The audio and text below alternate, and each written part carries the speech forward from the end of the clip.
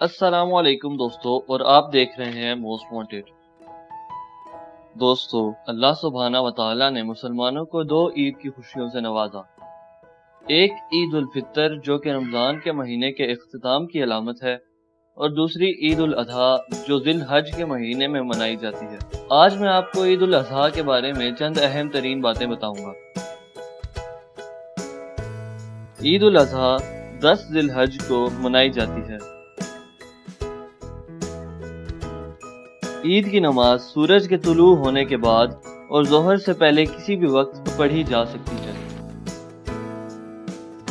मुसलमान खुद को इस दिन के लिए सुन्नत नबी सल्लल्लाहु अलैहि वसल्लम पर अमल करते हुए तैयार करते हैं। सुन्नत नबी सल्लल्लाहु अलैहि वसल्लम में वज़ू के बाद फजर की नमाज अदा करना, अपनी सफाई और कपड़ों का खास ख्याल रखना और नए कपड़े पहनकर तैयार होना शामिल है। ईद की नमाज जमात के साथ अदा की जाती है, जो इत्तेफाक और इत्तेहाद की निशानी है, और इस नमाज की 2 रकात होती हैं। ईद की नमाज में तकबीर की तादाद पर खसूसी तवज्जो की ज़रूरत होती है, क्योंकि बहुत से लोग इसमें गलती करते हैं। ईद की नमाज में पहली और दूसरी रकातों में 3-3 इजाफी तकबीरें होती हैं और कुल 6 इजाफी तकबीरें होती हैं। नमाज के बाद खुतबा सुनना लाजमी होता है, जो कि 15 से 20 मिनट तक लंबा हो सकता है। ईद के बाद कुर्बानी होती है। कुर्बानी के जानवरों में बकरा, बकरी, गाय, बैल, भैंसा, भैंस और ऊंट और ऊंटनी की कुर्बानी जायज है।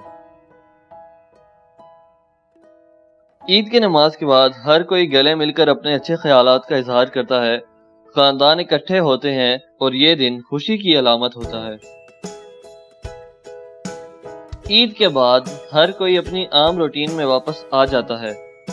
अल्लाह ताला इस खुशी के मौके में बरकत डाले और दुनिया भर से लाखों करोड़ों मुसलमानों की कुर्बानियां कबूल फरमाए। आमीन।